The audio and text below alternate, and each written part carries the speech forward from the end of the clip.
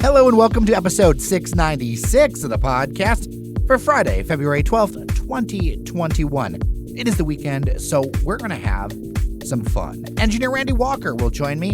In fact, a couple of the stories we're going to talk about today are north of I-696. Completely unplanned, but kind of funny.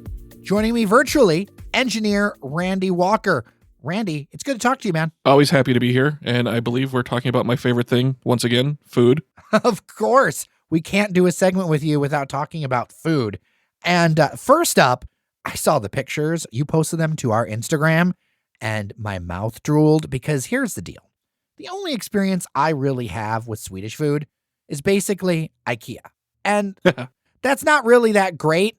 I mean, it's great. Don't get me wrong. Like the meatballs, I'm all for it. I get the meatballs every time I go. So Right. I enjoy it. Don't get me wrong. But I feel like that's just the tip of the iceberg. And I'm pretty sure Swedish people, I know so, as I know Swedish people and I am friends with them. They don't just open up frozen bags of meatballs and serve them to you. You made a trip out to Birmingham for this one, though. Yeah, I went to Svenska Cafe on Maple right there in Birmingham, and I actually tried a Swedish dessert called semlor. Ooh, that sounds fun. What is it? So what a semlor is, actually, semlor is the plural form. What a semla is a cardamom-flavored yeast bun. Ooh. And it's filled with an almond paste and whipped cream and topped with powdered sugar. Ooh. I like almond-flavored things in general. It's not marzipan. It's a little bit lighter. It's not as dense and heavy as marzipan, but it does still have that good almond flavor. So what kind of the consistency of it? The bun was fairly dense and yeasty and not overly sweet. The sweetness definitely came from the almond filling. Even the whipped cream was unsweetened. And then there was just a dusting of powdered sugar on top.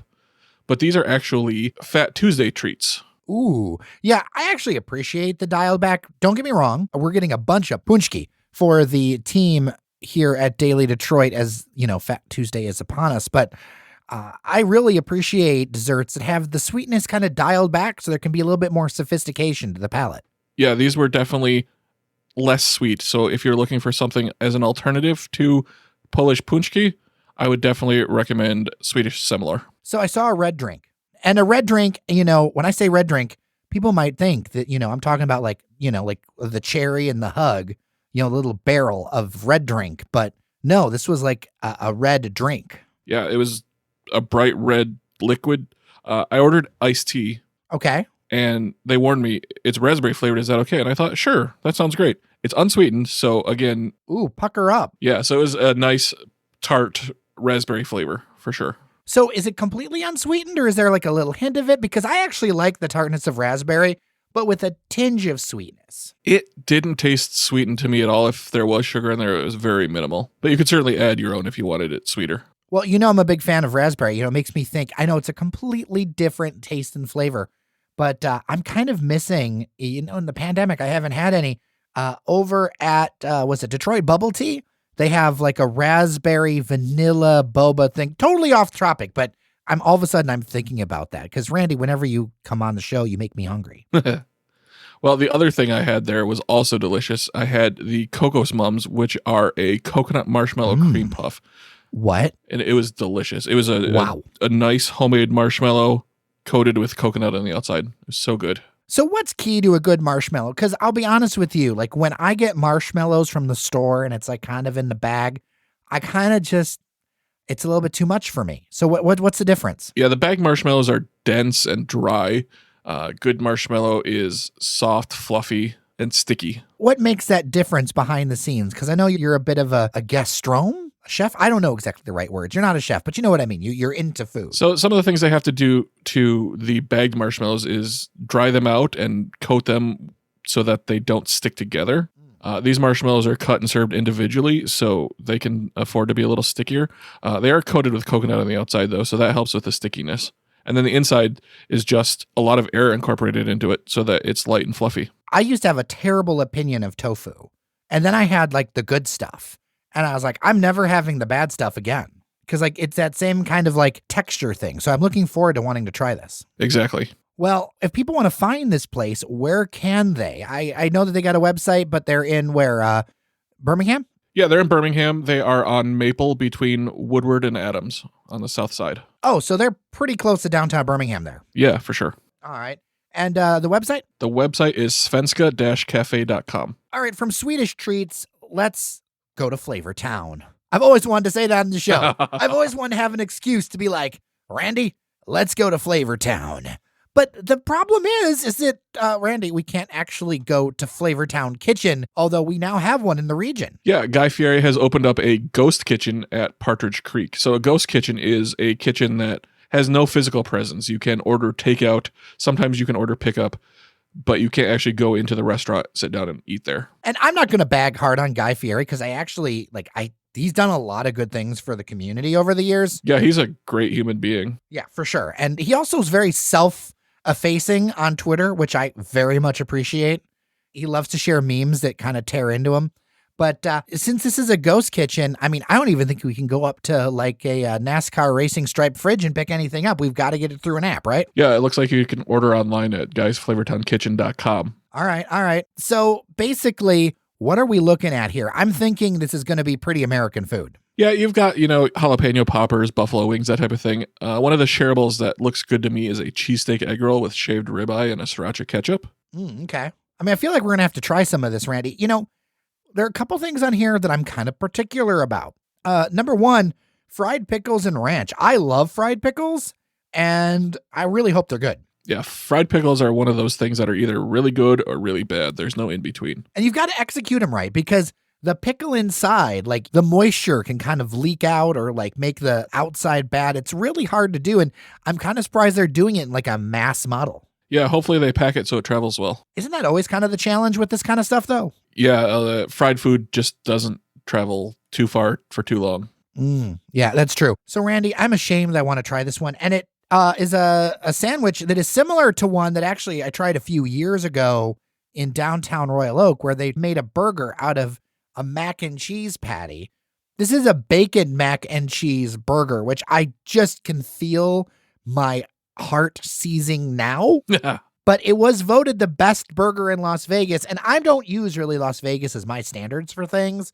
But if it's the best burger there, I feel like I have to try it. For sure. Yeah, this looks good to me. A big old scoop of mac and cheese and some bacon on top of a burger. What's not to like about that? So here's my question.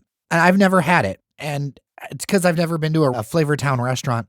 Have you ever had donkey sauce? What the heck is that? I'm not 100% sure what Guy's donkey sauce is, but I hear him reference it all the time. So, I am actually, listeners, I'm live Googling right now. So homemade donkey sauce.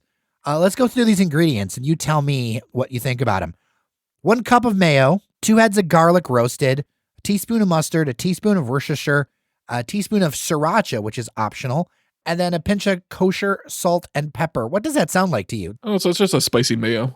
Yeah, spicy mayo, something like that. I mean, this is, of course, a homemade recipe that I found on Machismo with 2 E's.com for homemade donkey sauce. But Randy, I got one serious problem with this, and it's in BFE Macomb County, which means I can't order it. Like, I'm pretty sure I cannot get this. I'm a couple of miles from the new center. I can't get it down here. It's a long way away.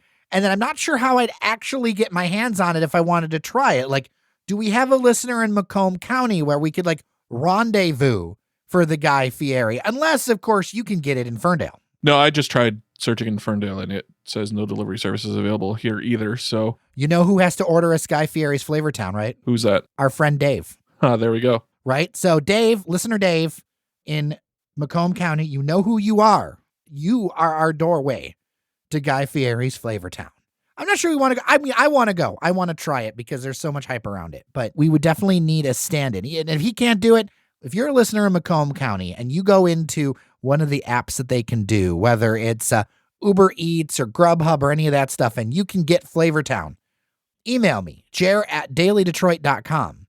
And me and Randy, we'll do a rendezvous. We'll, of course, give you the money for it. But, we'll do a rendezvous and see what we can do for trying this. Yeah, if somebody wants to get it for us, I'd be down to try it. And you know what? You can have door-to-door Randy service.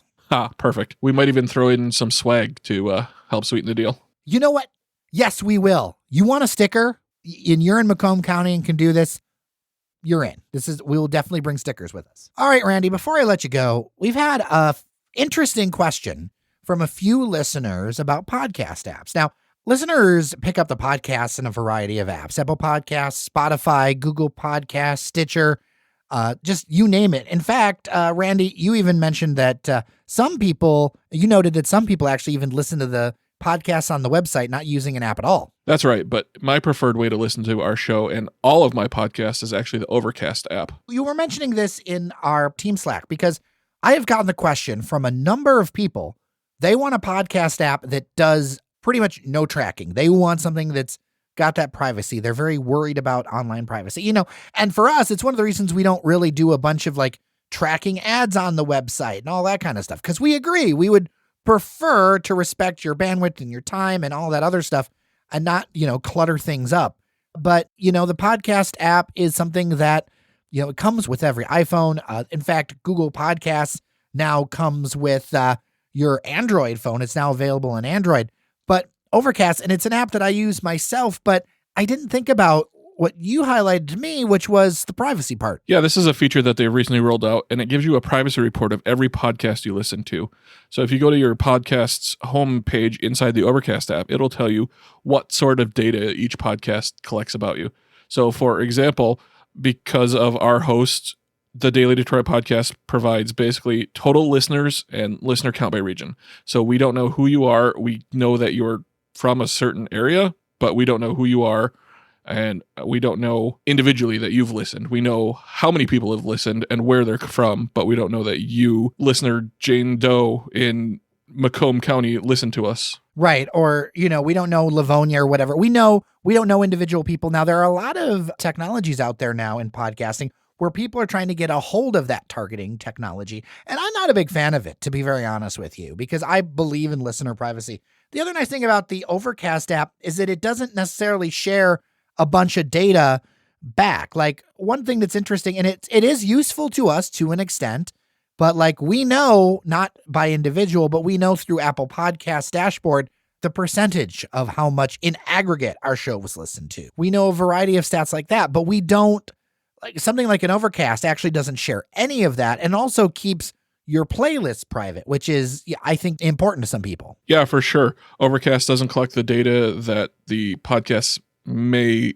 get from other means. And that's becoming more and more of a concern because in the podcast world, there are a lot of people starting to roll out ads that are kind of like banner ads, like Google ads. It's kind of crazy, right? It is. Advertising has been around for years. There's no reason to suddenly track to the minute detail who's listening to your podcast. Right. But some people think that it is worthy. But I worked in marketing myself for a while, and I'm kind of questionable about all of the targeting and how exact it actually is. Because we find that, people, when we actually do run campaigns, people seem to support folks, which is actually really nice. And I think it's one of the reasons too, Randy, that we do member funding, because, when you're doing something that's completely focused on advertising, that means that everything you make is all about getting the most eyeballs or ears to listen. And for sure, we want people to listen. But I think one of the things we can do is avoid clickbait because we're focused on the long term. We want to provide value so that members and listeners come back and support us. Yeah, our podcast is for the listeners, not for our advertisers. Right. I think that's also key in local media because, look, you can make things go viral out of Detroit. Like, I know that. I've managed a number of Facebook pages over time. And, Randy, I've shown you some of the data in the past where we've had things that have reached 1 million, 1.5 million people.